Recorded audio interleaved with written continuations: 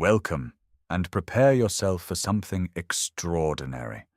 Imagine a civilization so enduring, so deeply rooted in the earth and water of a single river valley, that it outlasted every empire that would ever try to conquer it. 3,000 years of unbroken rule. More than 30 dynasties of kings who called themselves living gods. A people who raised mountains of stone on the edge of the desert, who mapped the stars, who preserved their dead for eternity, and who wrote their story in a script so beautiful and so mysterious that it took humanity nearly 2,000 years to read it again after the last scribe set down his reed pen. This is ancient Egypt, and the question that has haunted historians, archaeologists, and dreamers for centuries is deceptively simple. How did scattered villages of farmers and fishermen along the banks of a flooding river become the most enduring civilization the world has ever known? This is not a glimpse. This is not a summary. What you are about to experience is the complete story, told from its earliest breath to its final echo.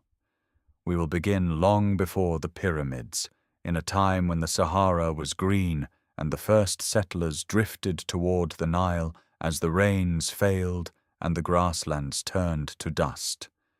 We will watch as two distinct cultures, one in the narrow valley of Upper Egypt and one in the broad marshlands of the Delta, slowly develop the tools, the beliefs, and the ambitions that would one day merge under a single crown.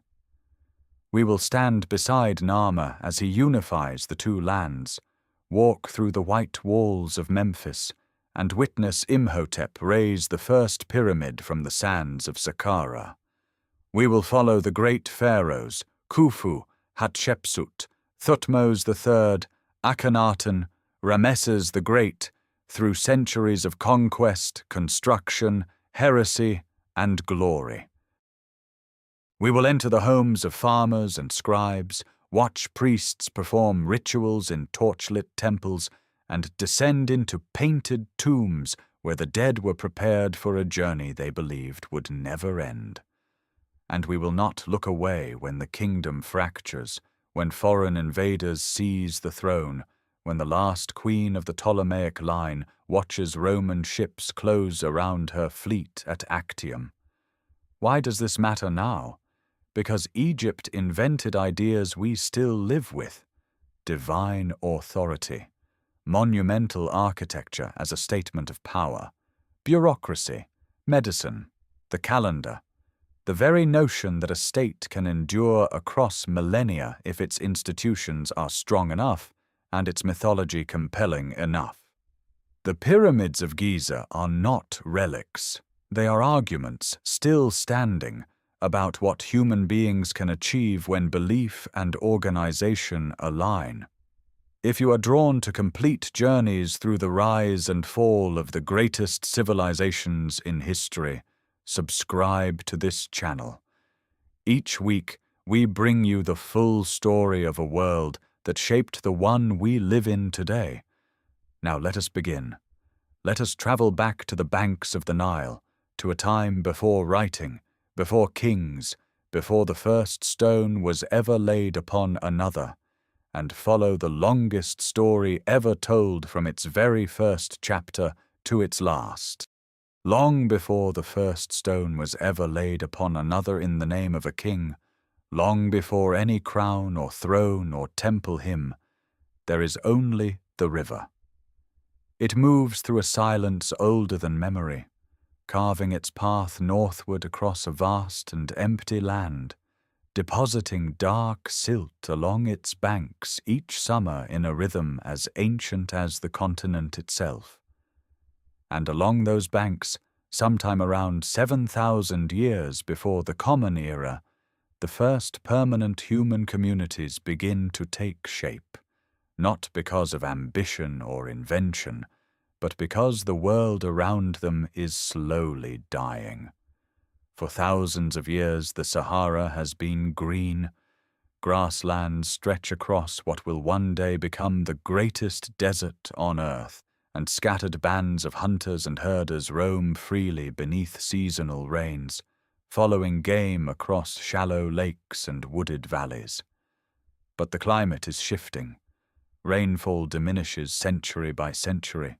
Lakes shrink. Grasslands retreat. The animals move east toward the one source of water that never fails. And the people follow. They arrive at the Nile in waves, over generations, carrying with them the knowledge of cattle herding and grain cultivation learned on the vanishing savannas. In the Fayum Depression, southwest of the future site of Memphis, one of the earliest known agricultural communities in Egypt takes root. The people of what scholars call the Fayuma culture grow emmer wheat and barley in the moist soil near the lake's edge. They store surplus grain in underground pits lined with coiled baskets. Their tools are simple but effective. Bifacial flint sickle blades, polished stone axes, bone harpoons for fishing the shallow waters. They make coarse pottery without decoration, shaped by hand, fired in open pits. Further south, along the upper reaches of the Nile near modern Badari, another culture emerges with striking refinement. The Badarian people craft thin-walled pottery of extraordinary quality, burnished to a deep black or red finish that rivals work produced thousands of years later. They wear ornaments of shell, turquoise, and copper, materials traded from the Sinai and the eastern desert. They bury their dead in shallow oval graves on the desert's edge, bodies curled on their left sides, faces turned toward the west, surrounded by offerings of food, combs carved from bone, and small figurines of ivory. Already in these quiet burials, the seeds of Egyptian funerary belief are visible. The Nile floodplain itself dictates the terms of existence. Each year, between late summer and autumn, the river swells with rainwater from the Ethiopian highlands, spilling across the valley floor and leaving behind a layer of rich black earth. This annual inundation transforms the narrow strip of land along the river into one of the most fertile places on the planet. Communities learn to plant immediately after the waters recede, harvesting before the dry season hardens the ground. Cattle graze on the stubble. Fish are caught in receding pools. Reed shelters rise on higher ground above the flood line, clustered in small villages of perhaps a few dozen families. There are no cities yet, no written records, no centralized authority. But the patterns that will define Egyptian civilization for 3,000 years are already forming in this silence. Dependence on the flood, orientation toward the western desert as the land of the dead, communal grain storage as the foundation of social order, and the slow accumulation of surplus that will one day make kings possible. The river gives everything, and in return, it asks only that its people remain. By 4,000 years before the Common Era, the villages along the Nile are no longer equal. Something has shifted in the silence of the valley. Certain settlements grow larger, certain graves grow deeper, and certain families begin to accumulate what others cannot. In Upper Egypt, between the great bend of the river near modern Cana and the ancient site of Abydos, a culture emerges that archaeologists call Nakada, and it will reshape everything the river has built. Nakada in its earliest phase produces pottery unlike anything seen before in the valley. Red polished vessels with white painted figures of boats, flamingos, hunters, and hippos. These are not merely functional objects. They carry meaning, identity, perhaps even narrative. The flint-knapping traditions of this region reach extraordinary refinement. Blades are pressure-flaked into rippled masterwork so thin that light passes through their edges, objects far too delicate for daily use. They are prestige goods, markers of status, buried with the dead in graves lined with reed matting and animal skins. As Nakada culture matures through its second phase, the graves of the elite grow unmistakable. At cemeteries near Hierakonpolis and Abydos, some tombs contain hundreds of vessels, cosmetic palettes carved in the shapes of animals, mace heads of polished stone, and imported goods, obsidian from the Ethiopian highlands, lapis lazuli traced to distant Afghanistan, cedar resin from the Levantine coast. Trade networks stretch far beyond the valley now, and those who control them rise above their neighbors. Meanwhile, in the broad marshlands of the delta, a different world persists. The Maadi and Bhutto cultures maintain their own traditions, trading copper from Sinai and oil from southern Canaan, storing goods in subterranean cellars, burying their dead with simpler rites. Lower Egypt is wetter, flatter, more open to the Mediterranean world. Upper Egypt is narrower, drier, more concentrated in its power. These two lands develop distinct identities that will echo through every pharaonic title for 3,000 years. By 3,300 years before the Common Era, Nakada culture in its third phase has absorbed or overwhelmed the Delta traditions entirely. Upper Egyptian pottery, burial customs, and artistic conventions appear at northern sites. The process is not fully understood, whether by trade, migration, or conquest, but the cultural unification precedes the political one. Elite tombs at Abydos grow into mud brick chambers of remarkable size, filled with ivory labels, wine jars from the Levant, and symbols that hover at the edge of writing. At Hierakonpolis, a ceremonial pallet and a limestone mace head depict a figure wearing the white crown of Upper Egypt, smiting enemies and presiding over agricultural rituals. Scholars call this ruler Scorpion, reading the glyph near his face. Whether he is one king or a title shared by several remains uncertain, but the imagery is unmistakable. A single figure claims authority over land, water, and human life through ritual violence and divine sanction. Then comes the artifact that defines the threshold. The Nama palette, discovered at Hierakonpolis, shows a king wearing the white crown on one side and the red crown of Lower Egypt on the other. He strikes a kneeling enemy. Below him, fallen bodies lie in rows. A bull destroys a walled settlement. Entwined serpent-necked beasts form a circular depression for grinding cosmetics, but the object is far too large and elaborate for personal use. It is a statement carved in grey-wacky stone that one ruler now commands both lands. Around 3,100 years before the Common Era, this unification becomes political reality. A dynasty takes root at Abydos, and a new capital rises where the valley meets the delta, at the city later known as Memphis. The double crown becomes the supreme symbol of pharaonic authority. The two lands are one, held together not by geography, but by the will of a king who claims to embody both. What began as scattered farming villages along a generous river has become, in less than 1,000 years, a centralized kingdom stretching from the first cataract to the Mediterranean shore. The graves at Abydos grow grander still, surrounded now by subsidiary burials of servants and courtiers.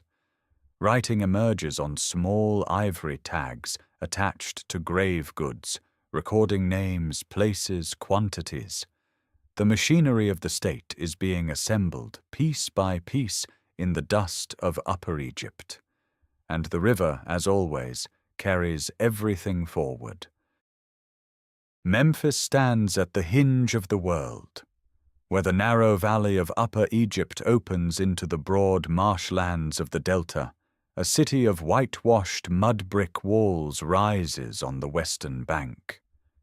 The Egyptians call it Ineb Hedge, the White Walls, and it is here that the machinery of kingship takes permanent form. The first two dynasties, spanning roughly 4 centuries from 3100 to 2686 before the Common Era, transform what began as a conqueror's claim into something far more enduring, a state. The kings of the first dynasty rule from Memphis but bury their dead at Abydos, deep in the south, in the sacred ground where the earliest royal tombs already stand. These are not simple graves. They are mud-brick mastabas, rectangular structures with sloping walls and subterranean chambers lined with wooden beams and reed matting. Around the tomb of Jer, second king of the dynasty, archaeologists have found more than 300 subsidiary burials, retainers, artisans, possibly members of the royal household, interred to serve the king in death as they served him in life. The practice is brutal and brief.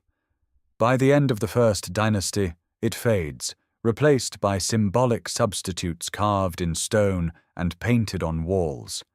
Inside these tombs, small ivory labels bear some of the earliest hieroglyphic inscriptions. Attached to jars of oil, bolts of linen, and containers of grain, they record the name of the king, the year of a particular event, the origin of the goods. Writing in Egypt does not begin as literature or prayer. It begins as accounting. The state needs to track what it owns, what it distributes, what it receives in tribute from the provinces. Cylinder seals pressed into wet clay mark ownership and authority. The bureaucratic impulse is already ancient by the time the pyramids are imagined. At Saqqara, the great necropolis overlooking Memphis, enormous mastabas belonging to high officials rival the royal tombs in scale. These nobles bear titles that reveal a growing administrative apparatus: overseer of the treasury, keeper of the royal seal, controller of the granaries. The vizier emerges as the king's chief deputy, managing taxation, justice, and labor conscription. Egypt is not governed by the pharaoh alone. It is governed by a literate elite trained in the precise art of record-keeping, their reed pens scratching ink onto papyrus in columned halls. The second dynasty brings internal tension. Some kings appear to shift religious allegiance from the falcon god Horus to the god Seth, suggesting ideological conflict or perhaps regional rivalry between North and South. The evidence is fragmentary, a seal impression here, a damaged inscription there, but the pattern hints at a kingdom still negotiating its own unity. The final king of the second dynasty, Khâsekhemoui, reunifies the land after what appears to be open conflict. His stone statues found at Hierakonpolis show enemies crushed beneath his throne, and inscriptions record the slaying of nearly 50,000 northern rebels. Whether the number is literal or symbolic, the message is unmistakable. Unity is not a gift, it is enforced. Khâsekhemoui builds the last great royal tomb at Abydos, a massive mud-brick enclosure whose walls still stand in places to a height of several meters. His reign closes the early dynastic period and opens the door to something unprecedented. His successor, or perhaps his son, will be Djoser, and the age of stone architecture is about to begin. But the foundations are already laid, not in stone, but in the careful, quiet work of scribes and administrators who turned a river kingdom into a functioning state. The seals are pressed, the grain is counted, the names of kings are written in ink that has not yet faded.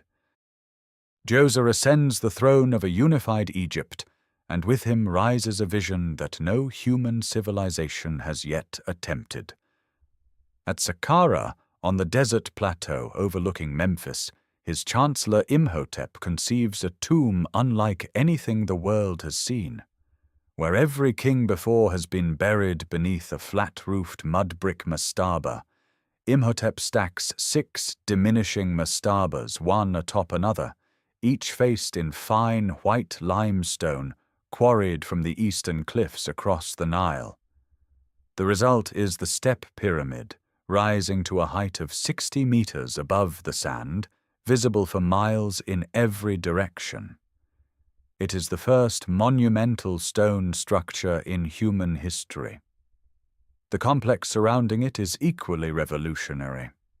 A vast rectangular enclosure wall, over 1.5 kilometers in perimeter, imitates in limestone the bundled reed facades of older mud-brick palaces. Dummy chapels with false doors line ceremonial courtyards. Underground galleries stretch for nearly 6 kilometers beneath the pyramid, their walls lined with blue faience tiles, arranged to mimic reed matting. The entire complex is a stone replica of the living world, built to serve the king for eternity. Imhotep's genius lies not only in engineering, but in translation, turning perishable materials into permanent stone, freezing the architecture of the living into the architecture of the dead. Djoser's successors attempt to refine the form. At Meidum, a stepped pyramid is modified into a true smooth-sided shape, but the outer casing collapses, leaving a strange tower rising from a mountain of rubble. At Darsha, Sneferu builds the bent pyramid, whose angle changes midway up the face, likely a correction made when cracks appeared in the lower courses. Beside it he raises the red pyramid, the first successfully completed true pyramid, its reddish limestone blocks glowing in the afternoon light. Sneferu alone moves more stone than any pharaoh in history, and his experiments at Darsha solve the engineering problems that make the next leap possible. That leap belongs to his son Khufu. At Giza, on a limestone plateau carefully chosen for its geological stability, Khufu commands the construction of the Great Pyramid. It rises to 146 meters, assembled from roughly 2.3 million blocks averaging over 2 tons each. The core stones come from quarries immediately adjacent to the site, while the fine outer casing of polished Tura limestone is ferried across the river. Granite beams weighing up to 80 tons, quarried at Aswan, nearly 1,000 kilometers to the south, roof the internal chambers. Copper chisels, dolerite pounders, wooden sledges, and water-lubricated ramps are the primary tools. No iron, no wheels on the construction site. The workforce is not enslaved. Excavations of the workers' village south of the pyramids reveal bakeries producing thousands of loaves daily, breweries, fish processing facilities, and medical care, including healed bone fractures. The laborers are organized into competing crews with names like Friends of Khufu and Drunkards of Menkaura, their team marks scratched in red ochre on hidden block faces. They work in rotating shifts drawn from villages across Egypt as a form of corvée labor tied to the state. Khufu's son Khafre builds the second Great Pyramid at Giza, slightly smaller but set on higher ground so it appears taller. Before his valley temple, carved from a natural limestone outcrop, crouches the Great Sphinx, its lion body stretching over 70 meters, its human face likely bearing Khafre's own features. Traces of red and yellow pigment suggest it was once painted. Menkaura, the next king, builds the smallest of the 3 main pyramids, its lower courses sheathed in red Aswan granite, a material of extraordinary hardness that required months of patient pounding to shape. Beside Khufu's pyramid, sealed in a pit cut into the bedrock, lies a full-sized cedar ship, over 40 meters long, its planks lashed together with rope in a technique requiring no nails. It is a solar bark, meant to carry the king across the heavens alongside the sun god Ra. The theology of the pyramids is inseparable from their engineering. These are not mere tombs, they are resurrection machines, their angled faces catching the morning sun like solidified rays of light descending from the sky. The pyramid shape itself may echo the primordial mound that rose from the waters of chaos at the moment of creation. By the close of the 4th dynasty, around 2494 before the Common Era, the plateau at Giza stands complete. 3 great pyramids, 6 smaller queen's pyramids, temples, causeways, and the silent Sphinx gaze eastward toward the rising sun. The state that built them has demonstrated a capacity for organization, resource mobilization, and theological ambition without parallel in the ancient world. The age of the greatest monuments is over. What follows will be an age of ideas. The age of ideas begins not with a revolution, but with a quiet shift in theology. When Userkaf founds the 5th dynasty around 2494 before the Common Era, the pyramids he builds are modest compared to the colossi at Giza. The stone is smaller, the cores rougher, the ambition redirected. What matters now is not the size of the tomb, but the power of the god it serves. Ra, the sun, ascends to supremacy in the Egyptian state, and the pharaohs of this new dynasty claim direct descent from him through a myth preserved in a later papyrus, born of a priestess and the god himself. At Abu Ghorob, north of Saqqara, the 5th dynasty kings erect sun temples unlike anything Egypt has built before. Open courtyards surround massive stone obelisks, squat, powerful benben stones standing on raised platforms, their tips possibly sheathed in gold or electrum to catch the first light of dawn. There are no enclosed sanctuaries. The temple is the sky itself. Cattle are slaughtered on alabaster altars carved with drainage channels, and the blood runs in offering to the visible disk crossing overhead. 6 of these temples are recorded. Only 2 have been found. The priesthood of Ra at Heliopolis grows enormously influential. Titles multiply. High officials now bear names compounded with Ra, declaring allegiance not merely to the king, but to the cosmic force behind him. The vizier administers justice, oversees taxation, and manages the vast redistribution of grain. But beside him stands a priestly hierarchy, whose wealth in land and offerings steadily accumulates. The seeds of attention between palace and temple are planted here, quietly, in ledgers and endowments. Yet the 5th and 6th dynasties also witness an extraordinary flowering of decorated art. The causeways connecting pyramid temples to valley temples become galleries of carved relief, scenes of fishing, fowling, shipbuilding, market trading, and foreign captives. The mastaba tombs of nobles at Saqqara burst with painted imagery of daily life so vivid that the harvest scenes seem to ripple with wind. These are not merely decorative, they are magical provisions, ensuring the tomb owner's eternal sustenance through the power of depicted abundance. Under the 6th dynasty, the reach of the state extends outward.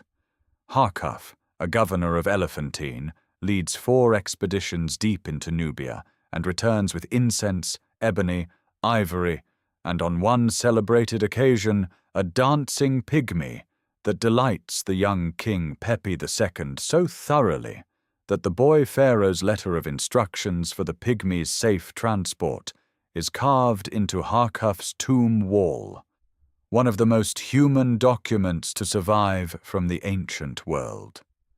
Trade expeditions reach Punt by sea, and Egyptian influence pushes south beyond the Second Cataract.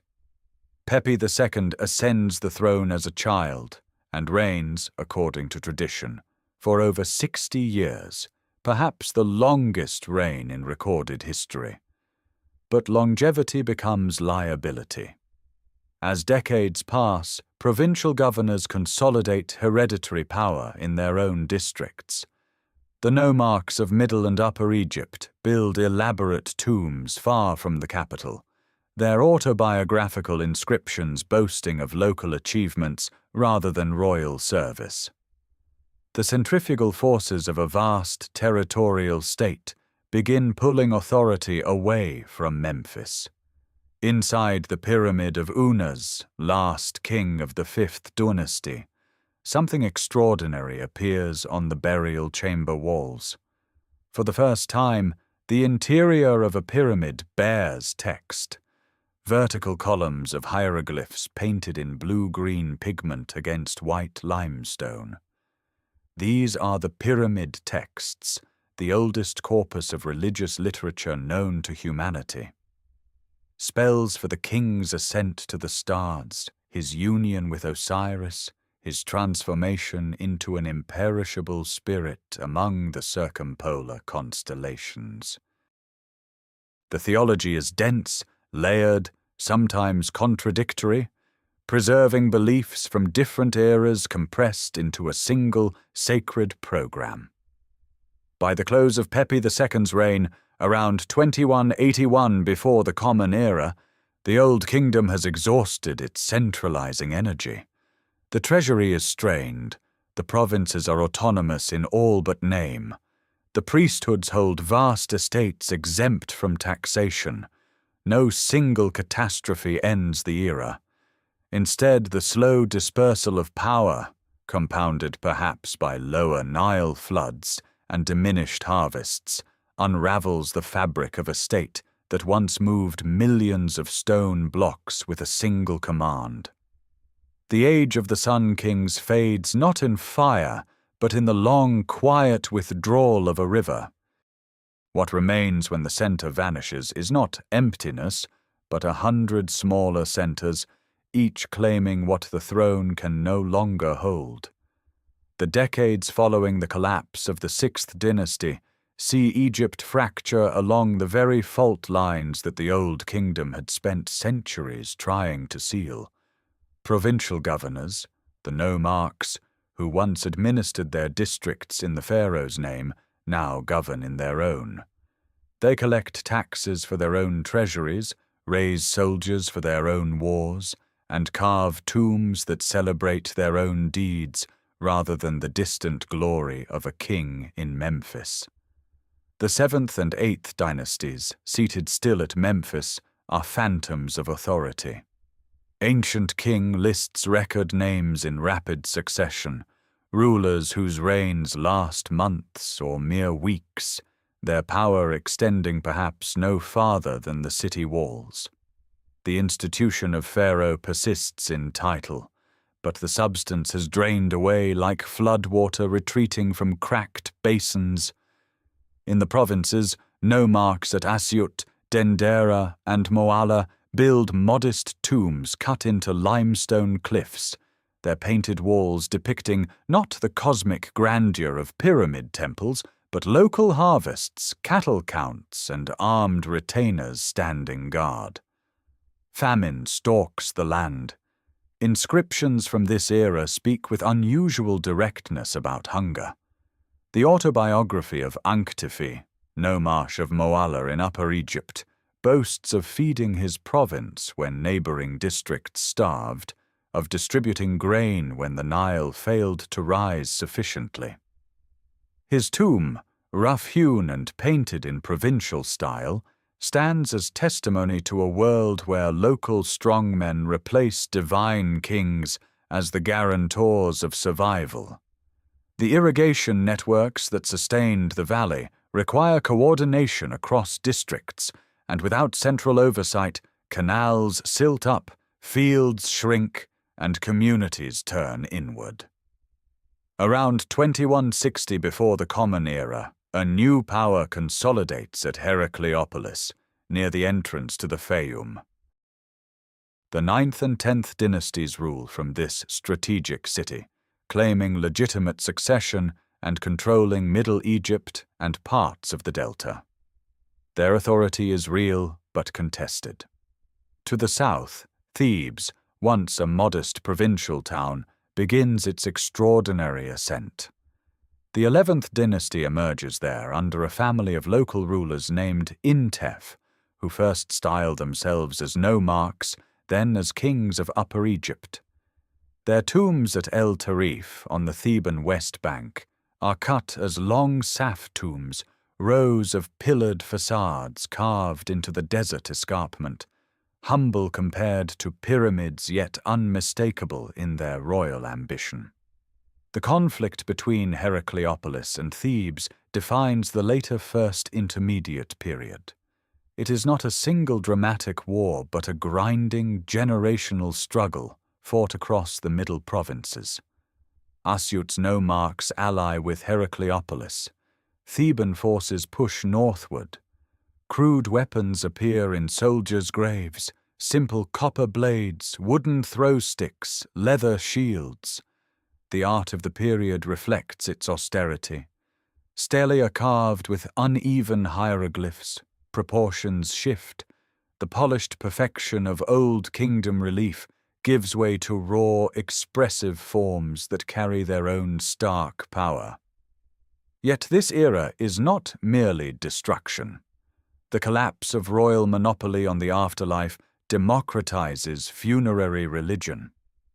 Coffin texts begin appearing on the wooden coffins of officials and even modest citizens, offering spells and protections once reserved for kings. The spiritual world opens outward. Osiris, Lord of the Dead, rises in prominence, offering resurrection not only to pharaohs, but to anyone who can afford the proper rites. This theological revolution, born from political chaos, will reshape Egyptian religion permanently.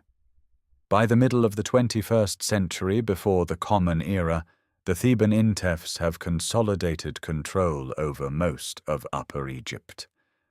The stage is set for a final confrontation. A descendant of this Theban line will soon march north, shatter the Heracleopolitan kingdom, and reunify the two lands under a single crown once more. But for now, Egypt remains a landscape of competing lords, hungry villages, and cliff tombs carved by men who remember what a kingdom was and believe they can rebuild one from the fractured stone of their own provinces. Mentuhotep II marches north around 2055 before the Common Era, and the war that follows is neither swift nor merciful. Theban armies push through Middle Egypt in a campaign that lasts years, grinding down the Heracleopolitan resistance town by town, nome by nome.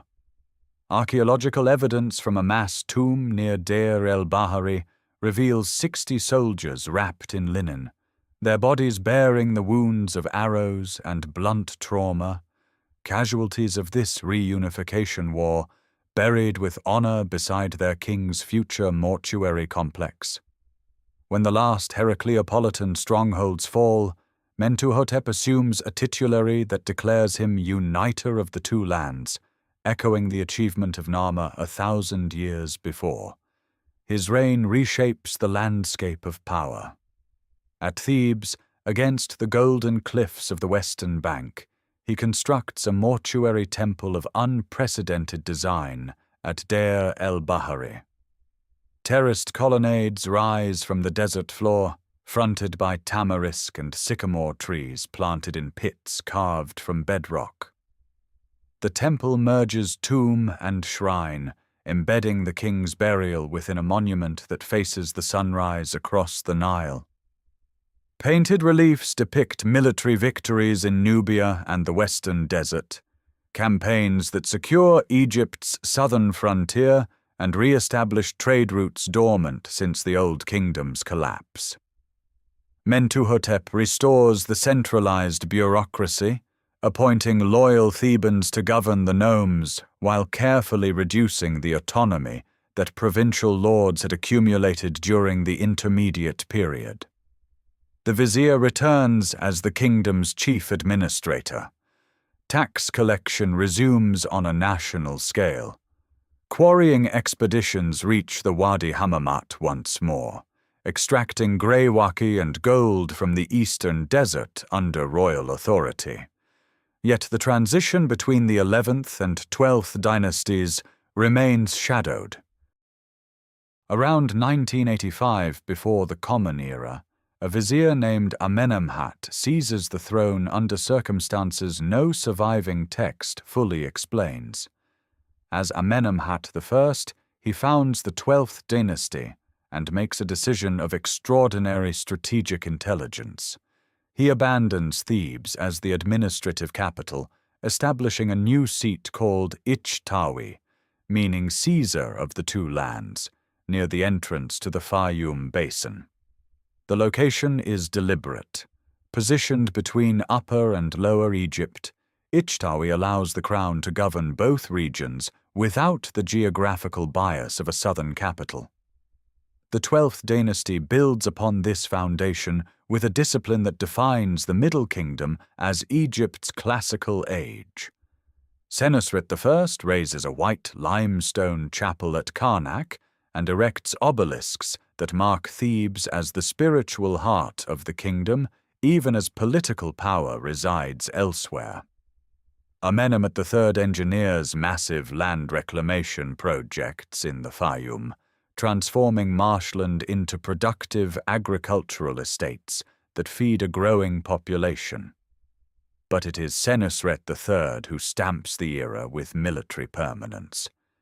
His campaigns into Nubia around 1860 before the Common Era are not raids but conquests of occupation.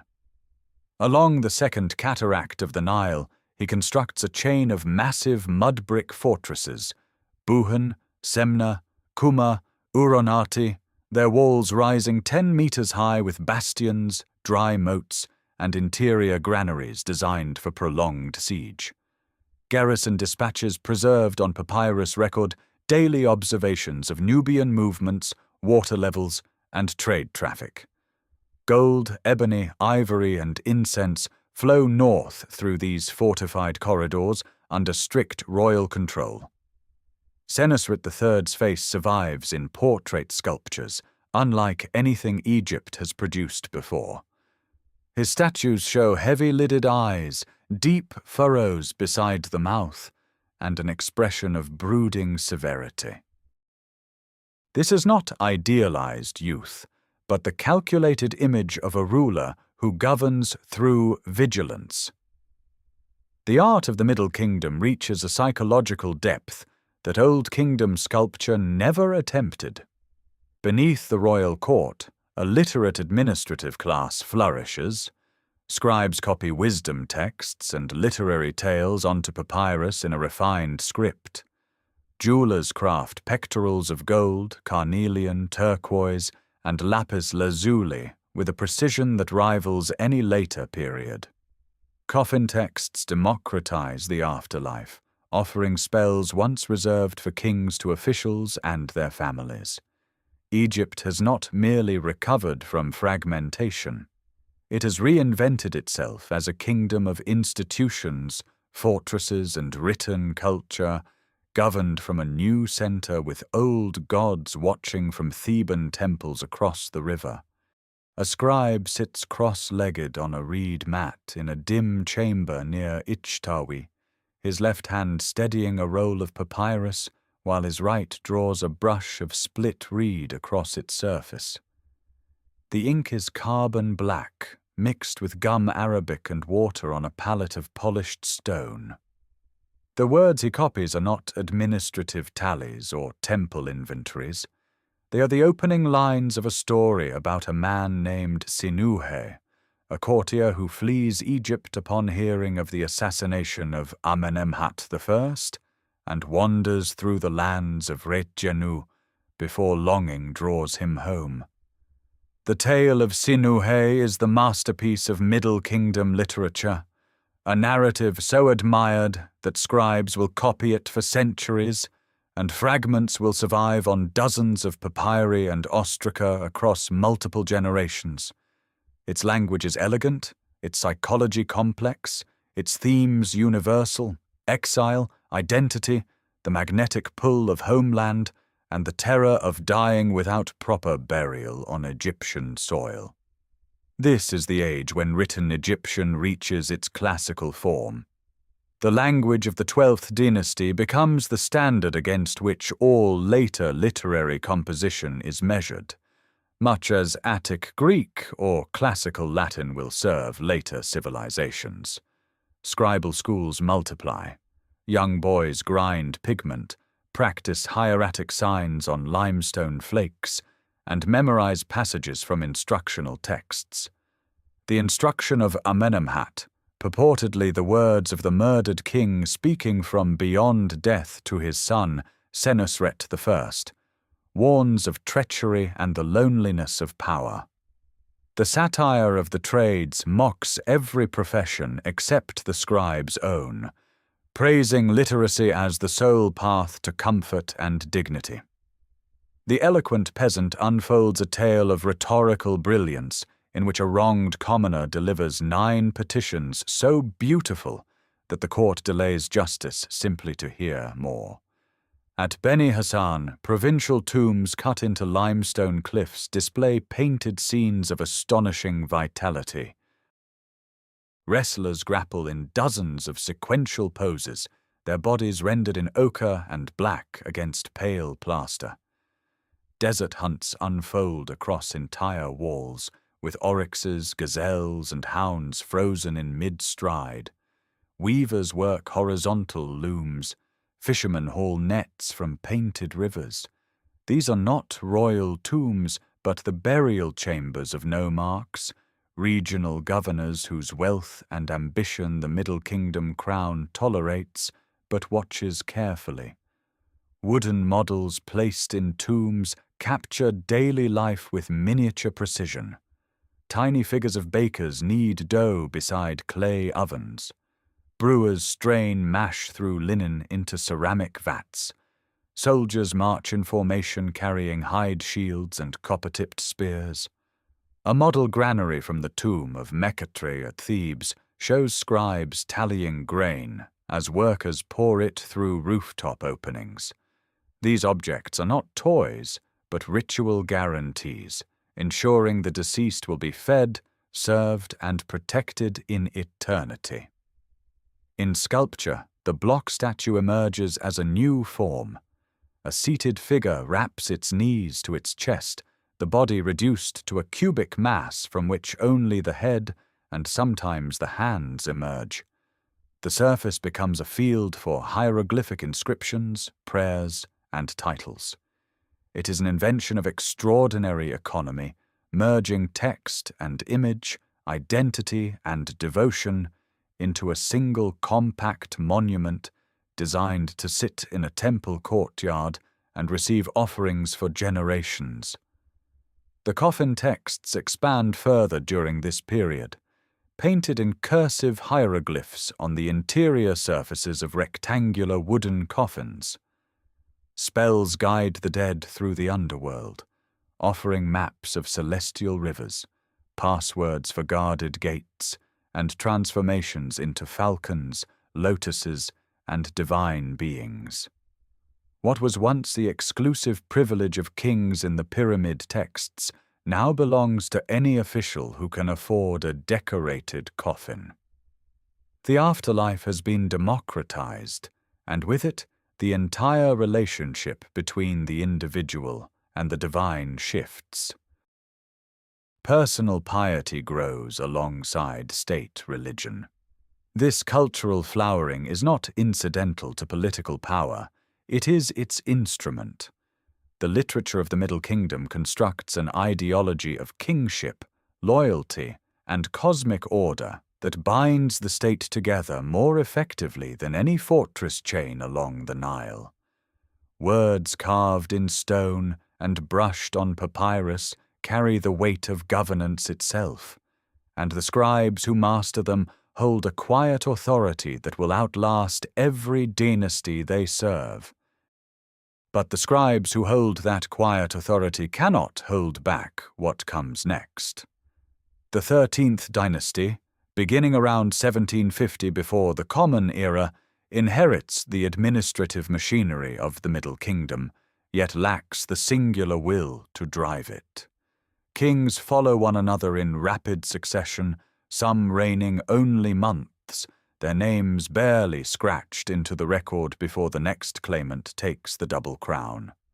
The viziers and provincial governors who once served a strong throne now find themselves serving a revolving door of rulers whose legitimacy dims with each passing decade.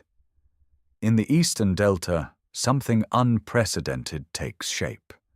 Communities of Western Asiatic origin, settlers and traders who have filtered into the marshlands over generations from Canaan and the Levant, grow in number and influence around the city of Avaris. These are not a single invading army crashing through the borders. They are merchants, herders, craftsmen, and eventually warriors who accumulate power in a region the weakened central government can no longer control. Egyptian sources will later call them the Hekau Kasut, rulers of foreign lands, a term that Greek historians render as Hyksos. By roughly 1650 before the Common Era, these foreign rulers established the 15th dynasty at Avaris, modern Tel el-Daba, and claim dominion over much of Lower Egypt. Their city reveals a hybrid world. Excavations uncover Canaanite-style temples alongside Egyptian burial customs, scarabs bearing Semitic names carved in hieroglyphs, and palatial compounds oriented toward both local and foreign traditions. The Hyksos do not erase Egyptian culture. They absorb it, adapt it, and wield it as a tool of legitimacy, adopting the title of pharaoh and worshipping Seth as a form of their own storm god. What they bring changes warfare forever on the Nile. The horse-drawn chariot, previously unknown in Egypt, becomes the decisive weapon of the age. Composite bows with greater range and penetrating power, bronze daggers of superior metallurgy, and new fortification techniques all enter the Egyptian world through Hyksos contact. These are not gifts, they are the instruments of domination, and they ensure that the old infantry tactics of the Middle Kingdom cannot reclaim the Delta by force alone. Upper Egypt contracts. A Theban dynasty, the 17th, clings to power in the south, governing a truncated kingdom that stretches from Elephantine to perhaps Abydos. Between them and the Hyksos sits a Nubian-allied polity based at Kerma, pressing from the south. Thebes is caught between two foreign powers, and for decades its rulers endure this humiliation in uneasy coexistence, paying tribute northward and defending their southern frontier. Then the war begins. Sekenenre Tau, ruling from Thebes around 1560 before the Common Era, takes up arms against the Hyksos king Apepi. His mummy, recovered in the 19th century, tells the story his inscriptions do not. The skull bears catastrophic wounds from an axe, a dagger, and a mace, injuries consistent with battlefield violence or assassination. He dies fighting, but the cause survives him. His successor Kamosi presses the campaign with ferocious determination. The Carnarvon tablet and stele at Karnak preserve his words of outrage at sharing Egypt with foreigners. Camoses' forces raid Hyksos shipping on the Nile, intercept diplomatic correspondence between Avaris and Kerma that reveals an attempted alliance against Thebes, and push the front line deep into Middle Egypt. He does not live to see final victory, but the momentum he creates is irreversible. The Hyksos period lasts roughly a century, and its consequences reshape Egypt permanently. The humiliation of foreign rule ignites a militarism that the Middle Kingdom never possessed. The weapons the Hyksos introduced become the weapons Thebes turns against them. The chariot, the composite bow, the bronze Khopesh sword all pass into Egyptian hands. When liberation finally comes, it will not restore the old kingdom of scribes and fortresses.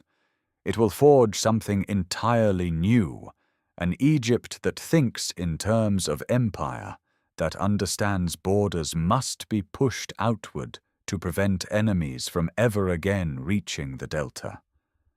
The seeds of the new kingdom are planted in the blood and fury of Theban resistance. Thutmose I carries the war his brother Camoses began, and around 1550 before the Common Era, the final assault on Avaris begins. Theban warships push north through the delta waterways, their hulls cutting through channels choked with reeds, while columns of infantry and chariotry advance along the eastern bank. The siege of Avaris is not a single dramatic battle, but a grinding campaign of encirclement, assault, and attrition. When the city falls, the Hyksos do not simply retreat behind its walls and surrender. They flee northeast into southern Canaan, and Thutmose pursues them. His forces besiege the fortress of Sharuhen near modern Gaza, for what later accounts describe as 3 years, ensuring that no Hyksos stronghold remains close enough to threaten the delta again. With the north secured, Thutmose turned south. Nubia, which had allied with the Hyksos during the years of division, must be brought back under Egyptian control. Campaigns push beyond the Second Cataract, re-establishing the fortresses that the Middle Kingdom had built, and the chaos of the intermediate period had abandoned. Egypt is whole again, its borders extending from the Mediterranean coast to deep into Upper Nubia, and Thutmose rules from Thebes as the founder of the 18th dynasty. The transformation is not merely military. Thutmose reorganizes the administration, rewarding loyal Theban families with land and titles, binding the provincial nobility to the crown through grants that demand service in return. Quarrying expeditions resume at Tura and Aswan.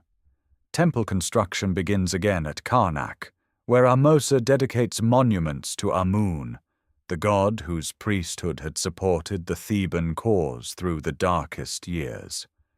The alliance between the throne and the Amun clergy, forged in wartime necessity, becomes the defining political relationship of the new kingdom. His son Amenhotep I inherits a reunified state and extends its reach. Campaigns into Nubia push the frontier further south, and the administration of conquered territories grows more sophisticated. Amenhotep is remembered not only as a warrior, but as a patron of the artisan village at Deir el-Medina on the west bank of Thebes, a planned settlement of skilled craftsmen whose sole purpose is the construction and decoration of royal tombs. These workers, their families, their supply chains, and their administrative records will endure for nearly 5 centuries, producing some of the most intimate documentation of daily life anywhere in the ancient world.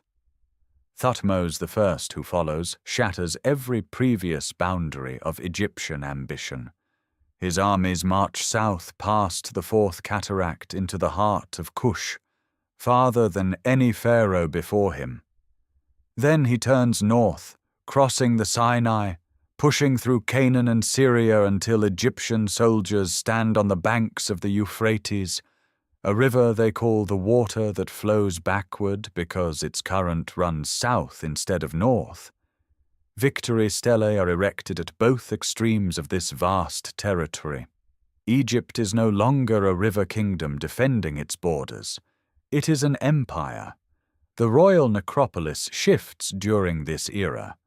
Rather than building conspicuous pyramids that invite plunder, the kings of the early 18th dynasty choose a remote desert valley west of Thebes, hidden behind limestone cliffs.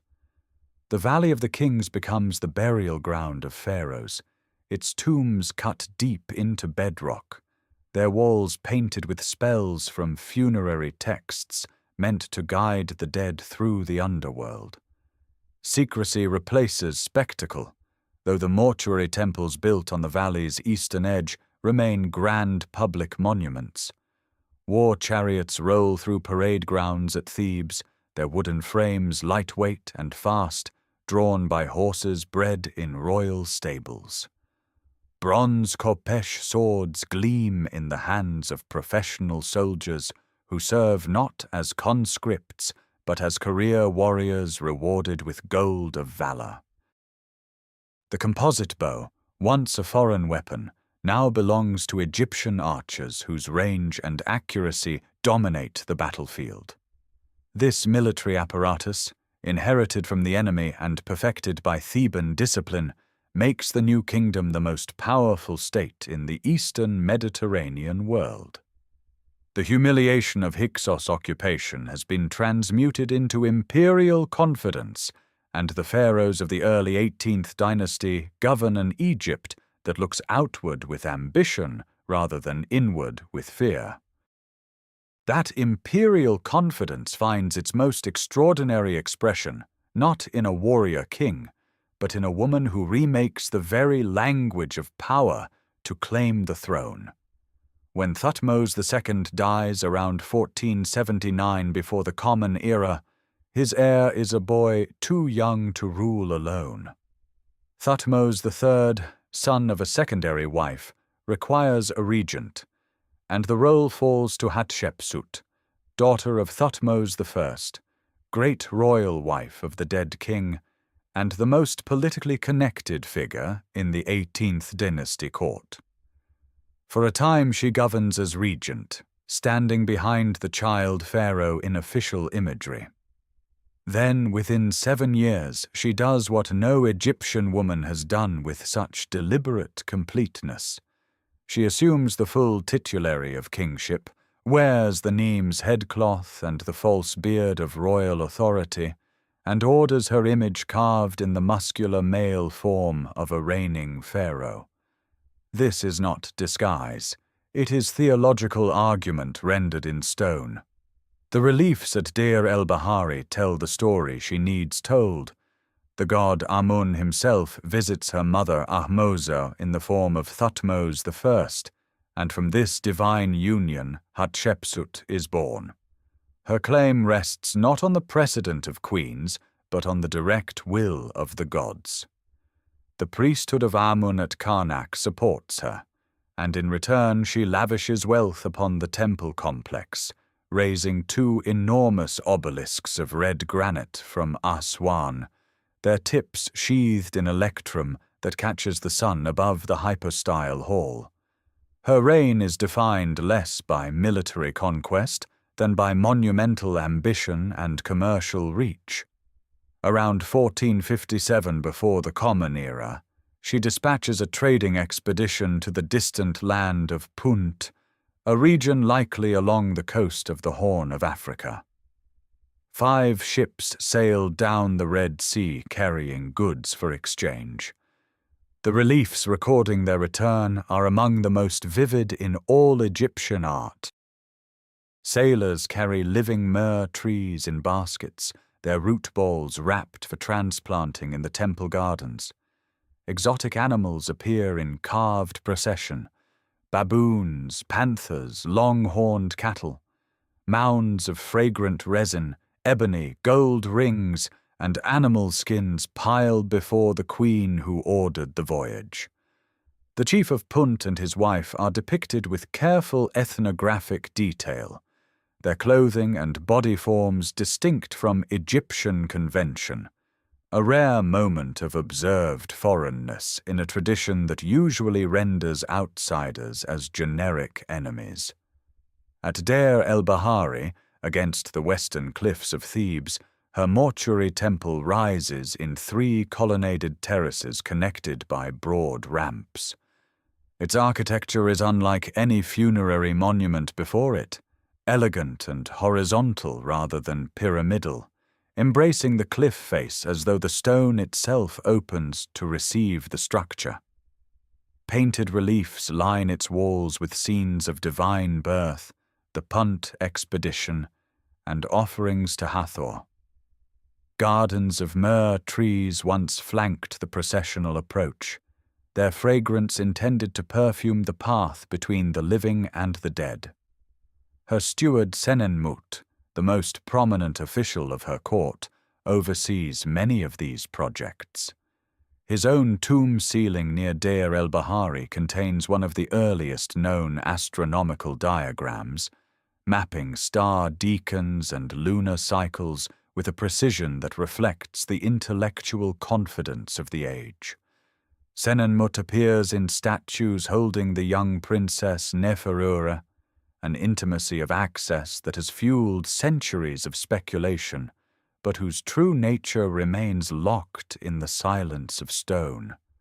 Hatshepsut rules for roughly 20 years of stability, prosperity, and architectural splendor. Trade routes flourish, quarries at Aswan produce granite for monuments across Thebes.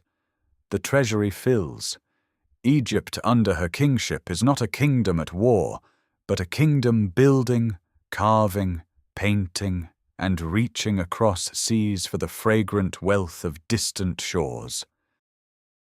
When she disappears from the record around 1458 before the Common Era, Thutmose III at last rules alone, and in later decades many of her images are chiseled away, her cartouches erased from temple walls. Whether this erasure stems from personal hatred or dynastic theology remains debated, but the monuments themselves survive, too massive and too beautiful to be fully silenced. The queen who made herself king left her argument in stone that even her successors could not entirely unmake. Thutmose III steps out of Hatshepsut's long shadow not as a patient heir, but as a pharaoh already forged. He has spent years in military training, and within months of assuming sole rule, he faces his first great test. A coalition of Canaanite and Syrian city-states, led by the Prince of Kadesh, gathers at the fortress city of Megiddo in the Jezreel Valley, challenging Egyptian authority over the Levantine corridor. In the spring of 1457 before the Common Era, Thutmose marches his army north from the border fortress of Charu, crossing the Sinai in 10 days, and reaches the town of Yehem, where his war council convenes. 3 routes lead to Megiddo. 2 are wide and safe. The third cuts through the narrow Aruna Pass, barely wide enough for a single chariot. His officers urge caution. Thutmose chooses the pass. The gamble is extraordinary. If the enemy blocks the defile, the Egyptian column will be slaughtered in single file. But the coalition expects the wider roads and leaves the pass unguarded. The Egyptian vanguard emerges onto the plain south of Megiddo, with the enemy caught entirely out of position. The battle unfolds at dawn. Chariots sweep across barley fields, bronze-tipped arrows darkening the morning air. The coalition forces break and flee toward the city walls, hauled up over the battlements by ropes of knotted linen. Megiddo itself holds out for 7 months before hunger forces surrender. The annals carved on the interior walls of the great temple at Karnak record the spoils in meticulous detail. over 900 chariots, more than 2,000 horses, hundreds of suits of bronze armor, vast quantities of gold, silver, and lapis lazuli. Grain from the Jezreel harvest feeds the Egyptian army.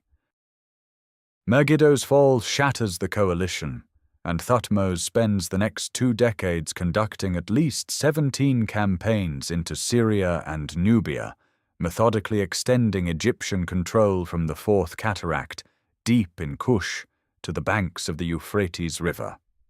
At the Euphrates he erects a victory stela beside the one his grandfather Thutmose I had placed there decades earlier, marking the farthest reach of Egyptian arms. His empire operates not through direct occupation, but through a network of vassal princes who send annual tribute, host Egyptian garrisons, and deliver their sons to the pharaonic court at Thebes as both hostages and future allies educated in Egyptian customs. Cedar from Byblos, copper from Cyprus, horses from Mitanni, gold from Nubian mines, turquoise from Sinai, all flow into the treasury. The wealth transforms Thebes. Karnak swells with new pylons, obelisks, and a great festival hall whose columns are carved to resemble tent poles commemorating military campaigns. Artisans paint tomb walls with scenes of foreign delegations bearing exotic tribute, Aegean vessels, Syrian bears, Nubian leopard skins. Thutmose III dies around 1425, before the Common Era, after a reign of nearly 54 years, and his mummy reveals a man of modest stature whose accomplishments were anything but small. His son Amenhotep II inherits the empire and rules with physical vigor celebrated in royal inscriptions that describe his extraordinary strength with the bow, his horsemanship, and his rowing prowess. Amenhotep II campaigns in Syria to suppress revolts, executing captured princes at Thebes and displaying their bodies as warnings. His reign consolidates what his father conquered, and the empire holds firm through the reign of Thutmose IV, who secures peace with Mitanni through a diplomatic marriage. Gold of valor collars adorn the necks of officers who distinguished themselves in battle. Scribes record not only victories, but the precise logistics of supply, the number of jars of wine issued to troops, the weight of bread distributed at each garrison.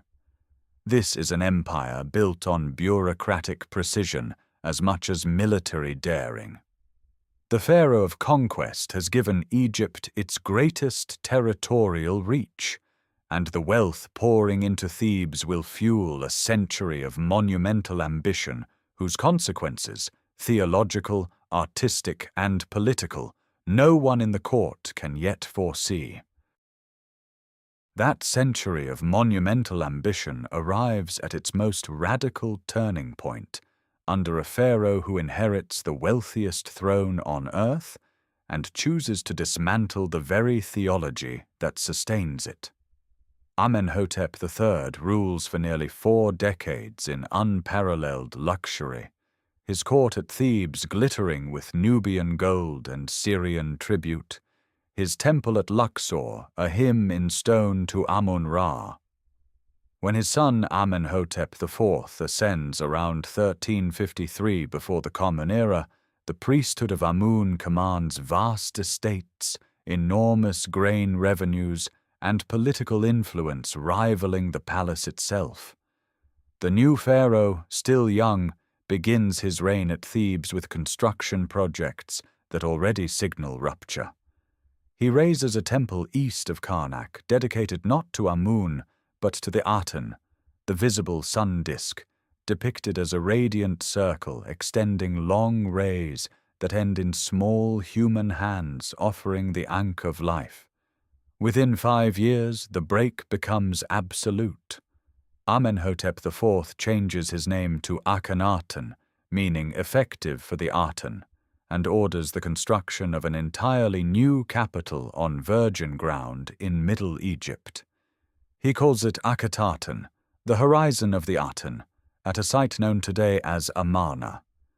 Boundary stelae carved into the desert cliffs define the city's sacred limits, and the king swears never to extend them. A royal city rises from nothing, palaces with painted plaster floors depicting marshland birds and leaping calves, open-air temples flooded with sunlight, where no roofed sanctuary hides the god, administrative buildings, workers' housing, and a great royal road along which the king and his queen ride in golden chariots. That queen is Nefertiti, and her prominence in this revolution is without precedent. She appears on temple walls smiting foreign enemies, a pose reserved exclusively for pharaohs.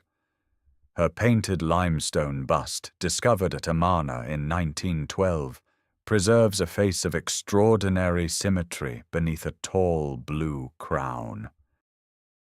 She stands beside Akhenaten in sunken relief scenes of startling intimacy, the royal couple kissing their daughters beneath the Aten's rays, bouncing children on their laps, pouring libations together. No previous Egyptian art depicts royalty with such tenderness or domestic familiarity. The theological revolution cuts deeper than aesthetics.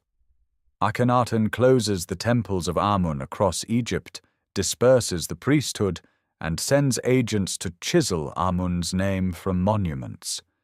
The traditional funerary gods, Osiris, Anubis, the entire pantheon that promises resurrection, are suppressed. Only the Aten receives worship, and only through the royal family as sole intermediaries. The great hymn to the Aten, inscribed in a courtier's tomb at Amarna, celebrates the sun disk as the sole creator of all life, all lands, all languages, a vision of universal divinity that scholars have compared to later monotheistic traditions. Yet beyond the capital's boundary stelae, the empire frays. The Amarna letters, clay tablets written in Akkadian cuneiform by vassal kings in Canaan, Syria, and beyond, reveal desperate pleas for military aid that go unanswered.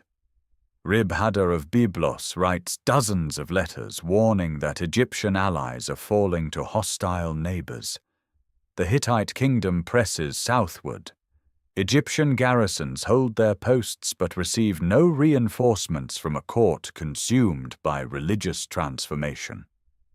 Inside Amarna itself, the artistic revolution reshapes every convention. The human body is rendered with elongated skulls, narrow shoulders, swelling hips, and soft bellies, a style applied to the king, the queen, and their 6 daughters alike. Whether this reflects a medical condition, a theological statement about the Aten's androgynous creative power, or pure artistic choice, remains debated. Colossal statues of Akhenaten at Karnak present a face both haunting and alien, with heavy-lidded eyes and full lips stretched into an enigmatic expression. The revolution lasts roughly 17 years. Nefertiti may have served as co-regent in its final phase, though the evidence remains fragmentary. Akhenaten dies around 1336 before the Common Era, and the city he built begins to empty almost immediately. The court returns to Thebes. The Aten temples are dismantled, their stone blocks reused as fill inside later pylons at Karnak, where archaeologists would recover tens of thousands of them centuries later. Sand drifts across Amarna's painted floors.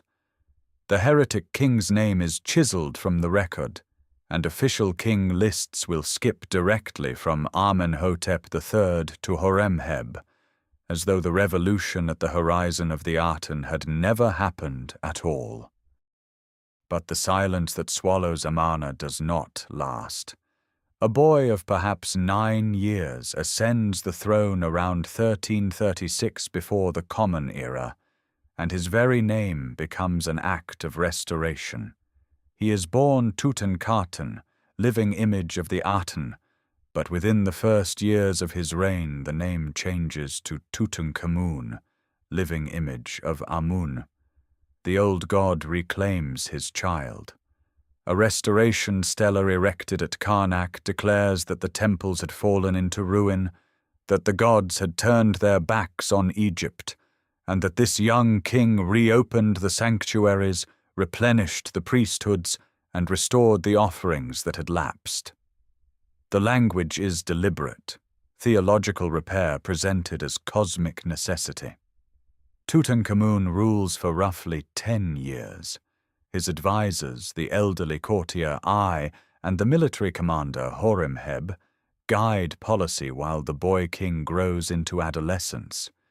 He campaigns modestly in Nubia and the Levant, but his reign produces no great military victories. What it produces instead is a death that seals his immortality. He dies around 1323 before the Common Era, barely 19, and is buried in a small tomb in the Valley of the Kings. That tomb, overlooked by later construction debris, remains virtually intact for over 3,000 years until Howard Carter pries open its sealed doorway in 1922 and finds the golden funerary mask that becomes the most recognized face of the ancient world. Ai succeeds briefly. Then Horemheb takes the throne and completes the theological counter-revolution. He dismantles Amarna's remaining structures, usurps monuments, backdates his own reign to erase the heretic interlude entirely. He dies without an heir and passes the crown to his vizier, a military man from the eastern delta named Ramesses, who founds the 19th dynasty. Ramesses I reigns barely 2 years. His son Seti I inherits a restored, but still fragile empire. Seti campaigns aggressively into the Levant, recapturing Kadesh and clashing with the expanding Hittite kingdom. His temple at Abydos, with its exquisite raised relief carvings and its famous king list, represents a conscious effort to anchor the new dynasty within the deepest traditions of pharaonic legitimacy. But it is Seti's son who becomes the Colossus. Ramesses II rules for 67 years, the longest effective reign in Egyptian history, and he builds on a scale that dwarfs all predecessors. His new capital, Ramesses in the eastern delta, glitters with faience tiles and colossal statuary. His mortuary temple, the Ramesseum, rises on the Theban west bank, with a seated colossus weighing over 1,000 tons. In 1274, before the Common Era, Ramesses marches north with roughly 20,000 men to confront the Hittite king Muwatalli II at Kadesh on the Orontes River. The battle nearly destroys him. Hittite chariots ambush his divided army, and only the late arrival of reinforcements prevents a catastrophic defeat. Ramesses survives and claims total victory on temple walls from Karnak to Abu Simbel, but the strategic reality is a stalemate. Neither empire can break the other.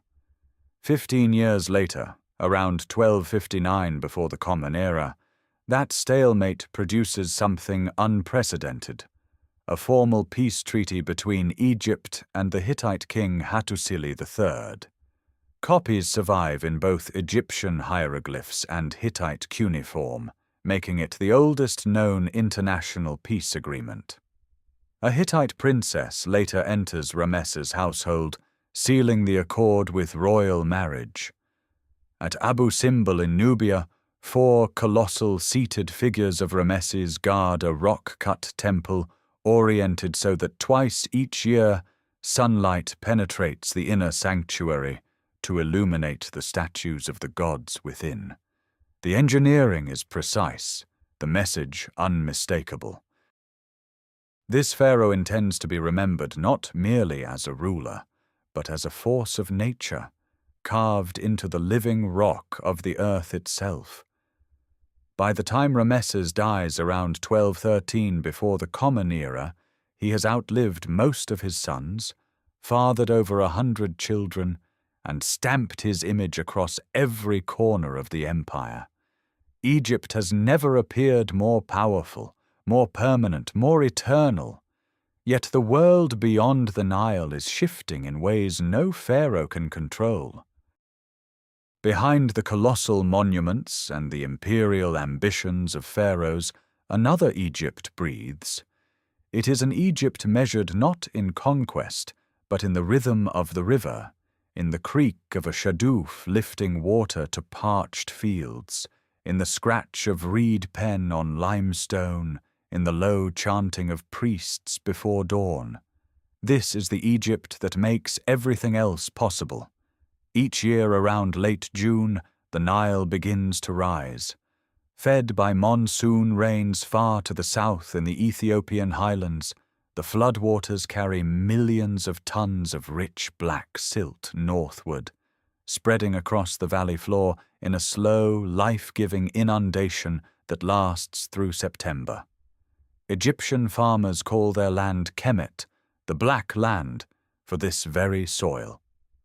When the waters recede in October, planting begins immediately. Emmer wheat and barley go into the soft earth, pressed down by cattle-drawn ploughs or simply by driving goats across the seeded ground.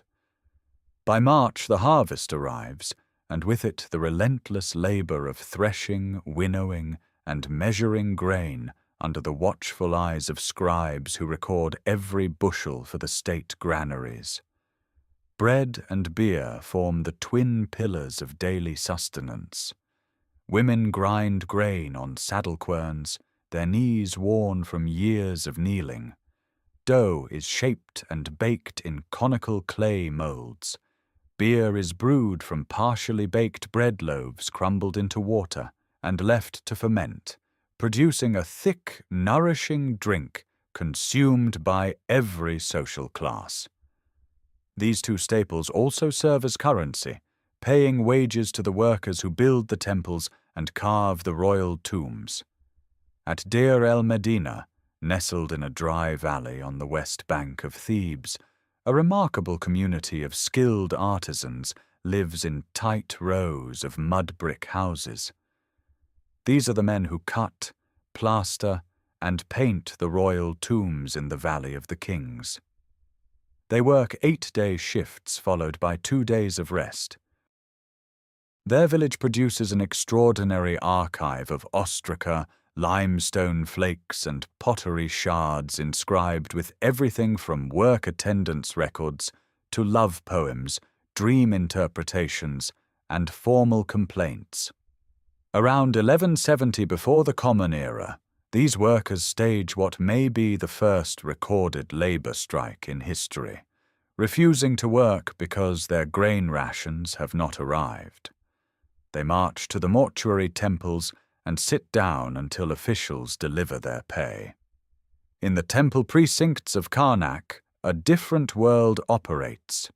Priests rotate in monthly shifts, shaving their bodies completely, wearing pure white linen, and abstaining from certain foods. Each morning the high priest breaks the clay seal on the inner sanctuary, opens the gilded doors of the naos, and tends the cult statue of Amun as though it were a living king. The god is washed, anointed, dressed, and presented with offerings of bread, beer, meat, and flowers. Incense fills the dim hypostyle hall, its columns rising like a petrified forest of papyrus stalks. The temple functions as an economic engine, owning vast tracts of farmland, herds of cattle, and workshops producing linen and faience. Scribal education begins young. Boys enter school around age 5, copying classic texts onto wooden boards coated with gypsum plaster. They memorize the instruction of Amenemhat and the satire of the trades, a text that mocks every profession except the scribe's own, warning that the potter is smeared with mud, the soldier is beaten, and the fisherman risks crocodiles. Literacy remains the province of perhaps 5% of the population, yet it is the key to every position of power in the bureaucracy. Women weave linen on horizontal looms, producing fabric so fine that some examples survive nearly transparent. They manage households, own property, initiate divorce, and serve as priestesses in temple cults. Tomb paintings show women at banquets wearing elaborate wigs, broad collars of faience beads, and cones of perfumed fat atop their heads that slowly melt in the evening warmth. This is the civilization's living tissue.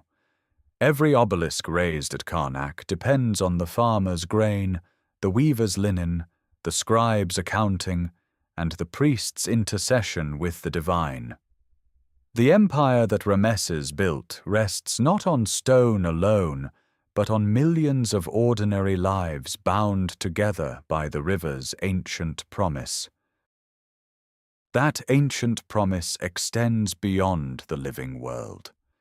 For the Egyptians, death is not an ending, but a threshold, and the entire civilization organizes its deepest energies around ensuring safe passage through it.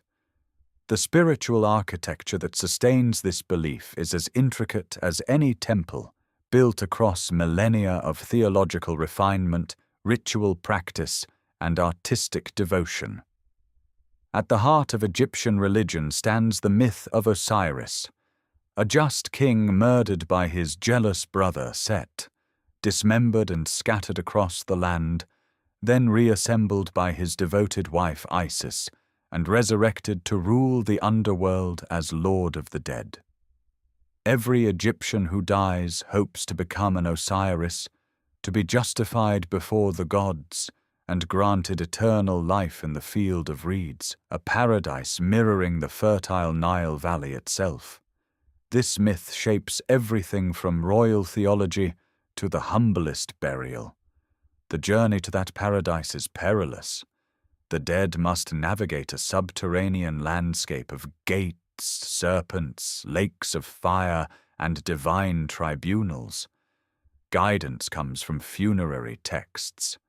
In the Old Kingdom, the pyramid texts inscribed inside royal burial chambers provide the earliest known religious literature on earth. By the Middle Kingdom, coffin texts extend these protections to non-royal elites. In the New Kingdom, the Book of the Dead, written on papyrus scrolls and placed within the coffin, offers spells for every danger the soul might face.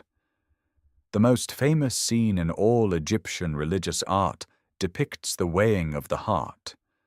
The deceased stands before Osiris, while the jackal-headed god Anubis places the heart on a great balance against the feather of Maat, the principle of truth and cosmic order.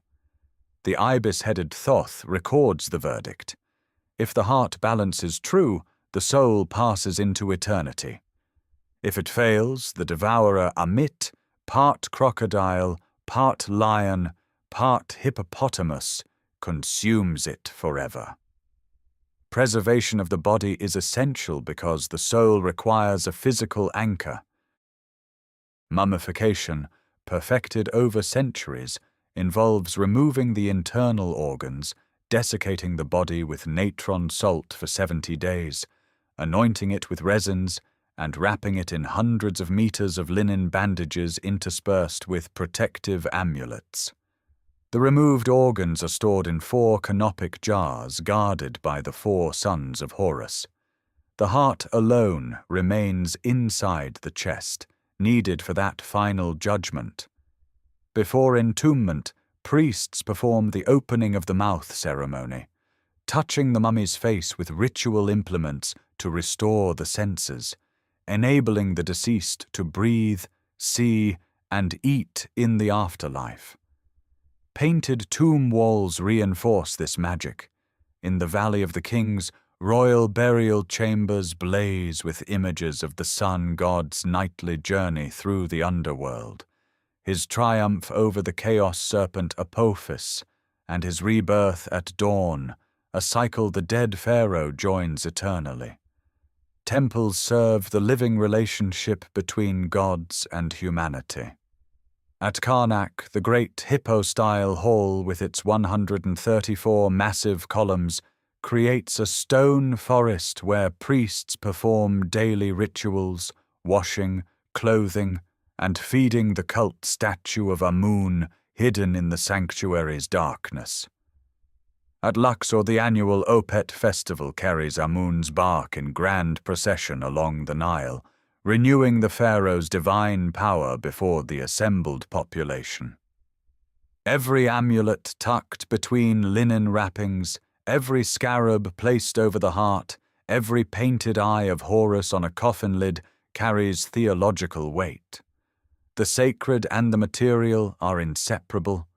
Stone, pigment, gold leaf, and faience all serve as instruments of resurrection. This spiritual world is not peripheral to Egyptian civilization. It is the engine that drives its greatest achievements in art, architecture, and thought, binding the living to the dead across an unbroken chain of ritual stretching back to the earliest days along the river. That unbroken chain of ritual now faces a threat unlike any Egypt has known. When Ramesses II dies around 1213 before the Common Era, after 67 years on the throne, the empire he leaves behind is magnificent but brittle. His 13th son, Meneptah, already elderly, inherits a kingdom whose borders are under pressure from every direction. From the western desert, Libyan tribes press into the delta. From the sea, a confederation of peoples whose origins remain debated by scholars to this day sweeps across the eastern Mediterranean, toppling the Hittite Empire, burning Ugarit, and destabilizing the entire Bronze Age world. Meneptah meets this crisis in approximately 1208 before the Common Era. A coalition of Libyans and sea peoples groups Egyptian texts name as the Shurdan, Shekelesh, Luka, and Tersha, invades the western delta. Meneptah's forces engage them decisively, and his victory stela at Thebes records the slaughter of thousands.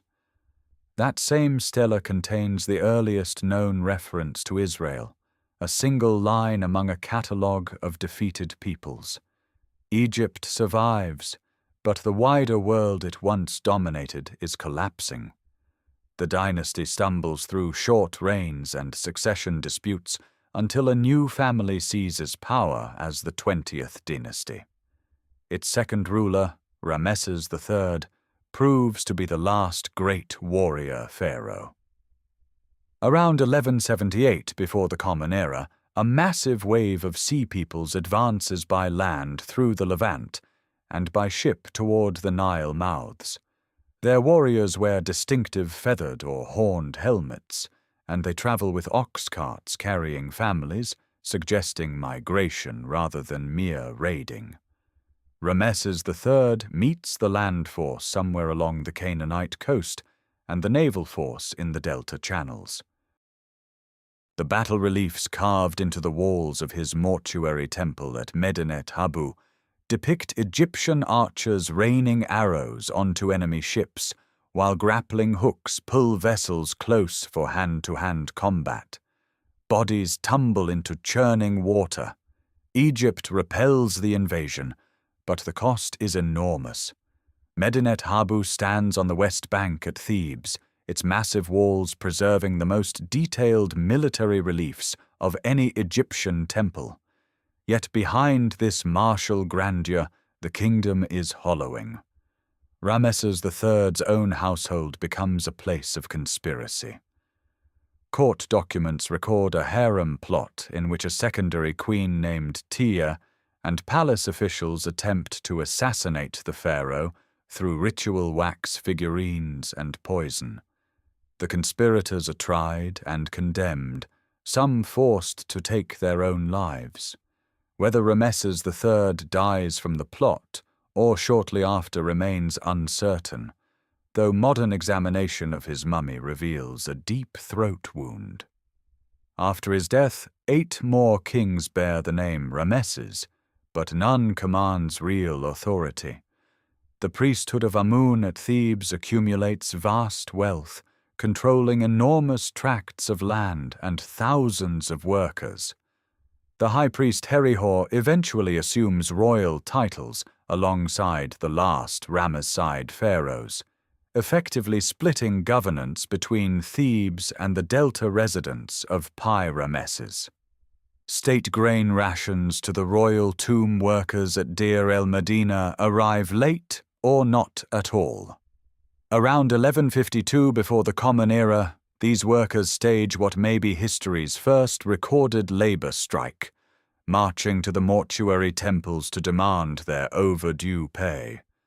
Simultaneously, the sacred necropolis suffers systematic looting.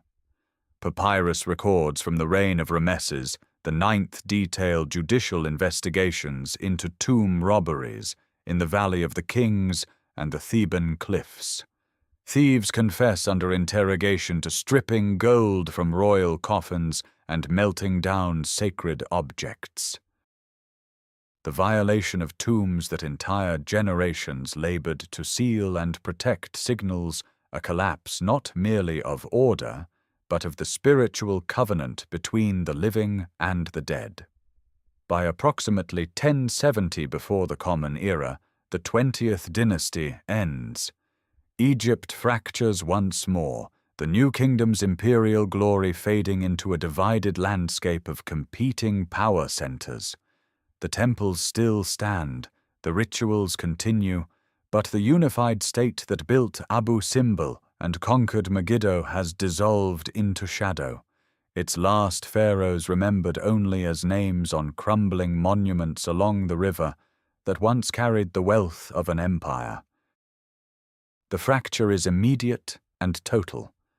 Around 1070 before the Common Era, power splits between 2 centers that will define Egypt for generations. At Thebes, the high priests of Amun govern Upper Egypt as a theocratic state, claiming divine oracles as their mandate. In the Delta, the 21st dynasty establishes its capital at Tanis, a city built partly from the dismantled stones of Pi-Ramesses. Silver coffins gleam in royal tombs there, discovered millennia later almost intact. Their burial chambers spared the fate of the plundered Theban necropolis. The Tanite kings adopt pharaonic titles and marry into the Theban priestly families, maintaining a fragile equilibrium across a divided land. Around 945 before the Common Era, a new force reshapes the Delta. Descendants of Libyan Meshwesh warriors who had settled in Egypt as military colonists seize the throne.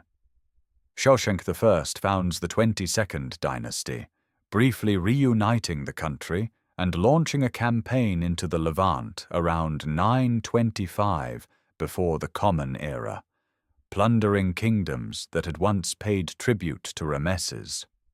His victories are carved at Karnak in conscious imitation of New Kingdom glory.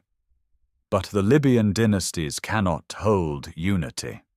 Rival branches splinter into the 23rd dynasty, and local chieftains across the Delta claim royal prerogatives.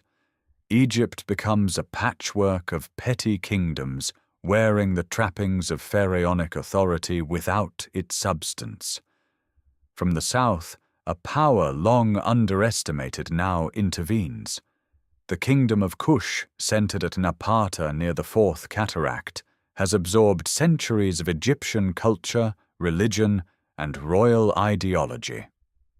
Around 728 before the Common Era, the Kushite king Piye marches north with an army devoted to Amun, conquering city after city. His great victory, Stella describes a ruler offended by the impiety of Egypt's fractured lords. Pir and his successors of the 25th dynasty wear the double uraeus crown, signifying dominion over both Kush and Egypt. Under Taharqa, temples rise again at Karnak and across Nubia, and Egypt experiences a cultural renaissance rooted in deliberate archaism, reaching back to old kingdom models as if to heal the centuries of division. But the Assyrian Empire, at the height of its military power, views Egypt as unfinished business. Esarhaddon invades in 671 before the Common Era, capturing Memphis. Taharqa retreats south. His successor Tantamani briefly reclaims Thebes, but Ashurbanipal's armies return in 663 before the Common Era, sacking the sacred city and carrying its treasures to Nineveh. The fall of Thebes to foreign soldiers shocks the ancient world. From this devastation, the 26th dynasty emerges at Sais in the western delta. Psamtik I, initially an Assyrian vassal, exploits the declining power of Nineveh to reunify Egypt by around 656 before the Common Era. The Sa'ite period becomes a conscious revival, its sculptors producing works that deliberately echo the perfection of Old and Middle Kingdom art. Greek mercenaries serve in Egyptian armies, and the trading colony at Naucratis opens Egypt to Mediterranean commerce as never before. For over a century, the site pharaohs restore a semblance of ancient grandeur. It cannot last. In 525 before the Common Era, the Persian king Cambyses defeats Psamtik III at Pelusium and absorbs Egypt into the Achaemenid Empire as a satrapy. Persian governors rule from Memphis, and Egypt becomes a province of an empire stretching from the Indus to the Aegean. Twice, native dynasties briefly reclaim independence, the 28th through 30th dynasties fighting desperate wars against Persian return. Nectanebo II, the last native-born pharaoh, commissions temples across the land before falling to the Second Persian conquest around 343 before the Common Era. For a decade, Egypt endures renewed Persian rule. Then, in 332 before the Common Era, a young Macedonian king enters without resistance. The priests welcome him as a liberator. At the oracle of Siwa, he is proclaimed son of Amun.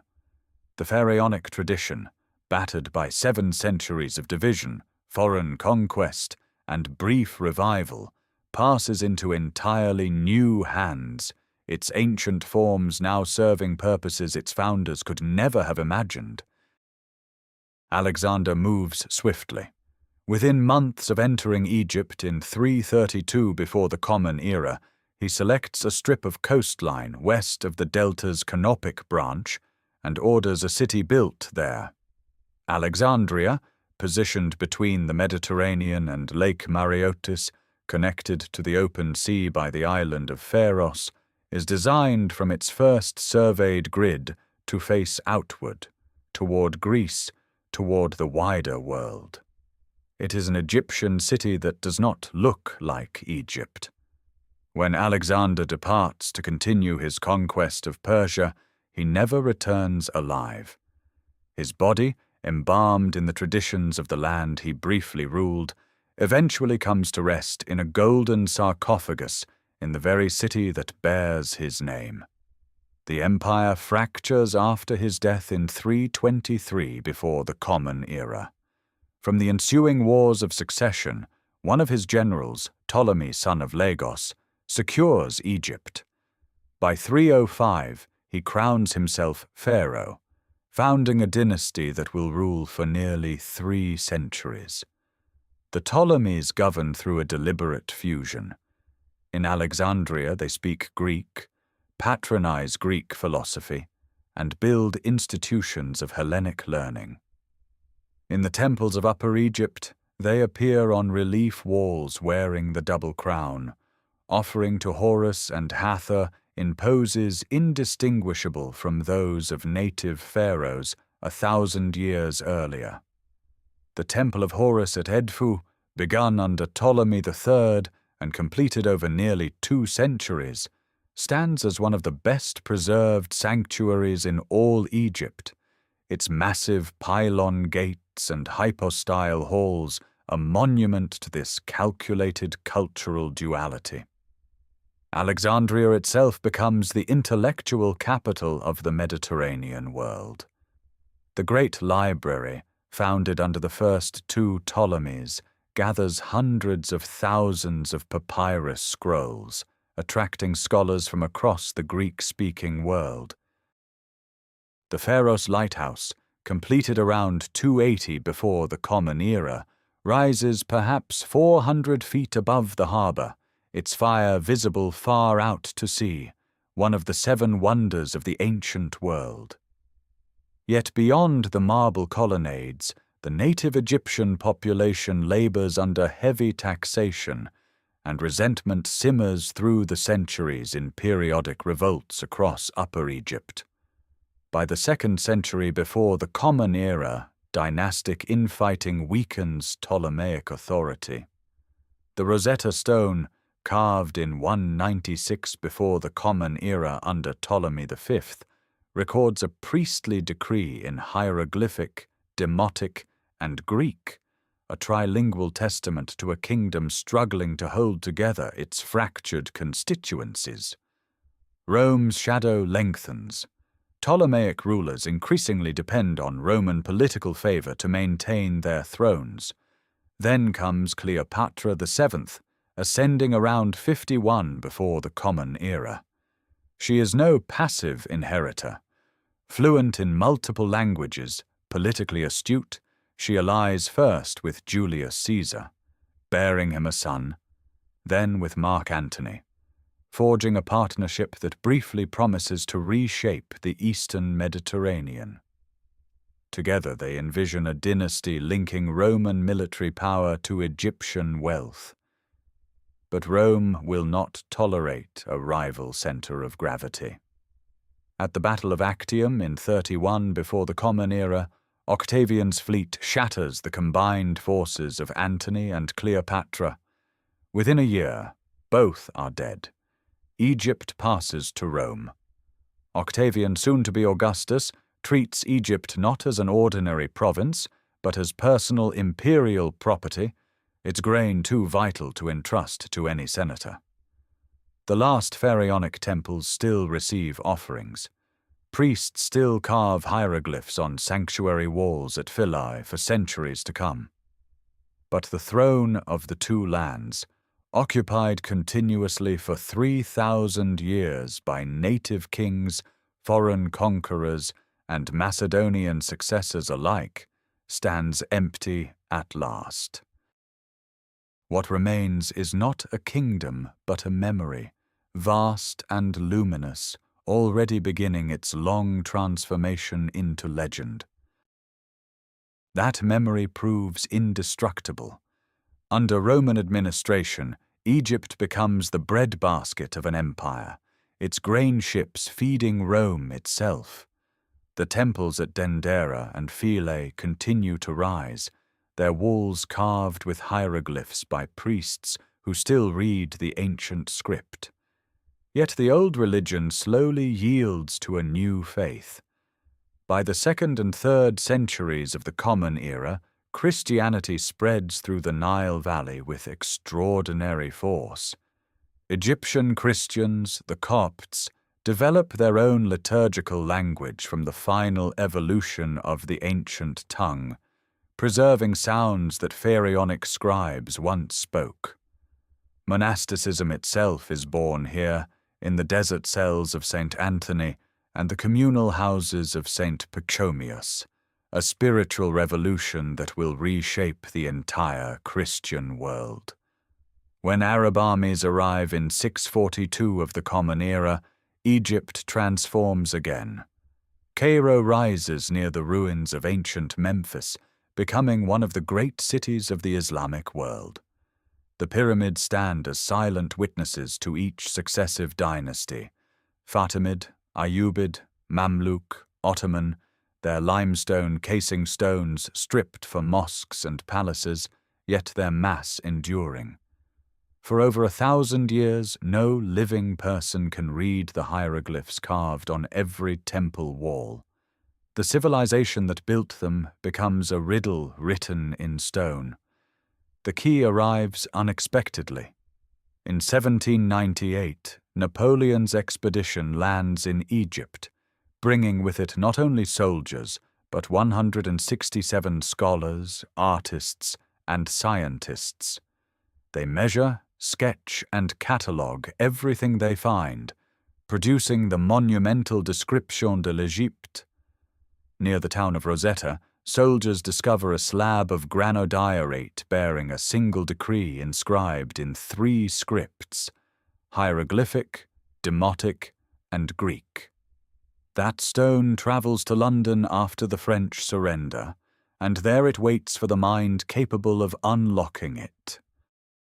In 1822, Jean-François Champollion, working from copies of the Rosetta Stone and the obelisk at Philae, cracks the code.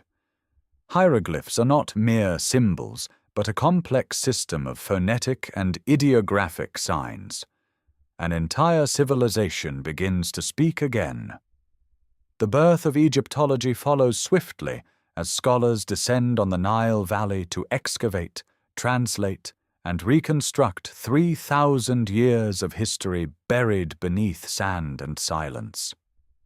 A century later, in 1922, Howard Carter peers through a small opening in a sealed doorway in the Valley of the Kings and sees, by the light of a single candle, gold gleaming everywhere. The tomb of Tutankhamun, a minor king who died young, yields treasures so spectacular that they ignite a global fascination with ancient Egypt that has never subsided. The golden funerary mask becomes perhaps the most recognized artifact in human history. Today, the monuments endure under the protection of international preservation efforts. The temples of Abu Simbel, cut from their cliff and relocated above the rising waters of Lake Nasser in the 1960s, stand as testimony to both ancient ambition and modern determination. The pyramids of Giza rise against the sprawling skyline of Cairo, visited by millions each year. At Luxor, the sun still sets behind the Theban hills, where pharaohs sleep in painted stone chambers. New discoveries continue, ground-penetrating radar revealing hidden voids, satellite imagery identifying buried structures beneath the sand. What ancient Egypt gave the world cannot be measured in gold alone. It gave humanity the solar calendar, advances in surgery and mathematics, architectural principles that still astonish engineers, and a vision of eternity expressed in stone, paint, and word. Its concept of cosmic order, of justice weighed against a feather, of life persisting beyond death, shaped religious thought across civilizations. The Nile still flows, the monuments still stand, and the civilization that rose from Neolithic villages along its banks remains, after 5,000 years, alive in human memory, luminous, enduring, and eternal. Thank you for journeying through the entire arc of ancient Egypt with us. If this series has brought the past alive for you, consider subscribing so you never miss a new exploration into the great civilizations of history.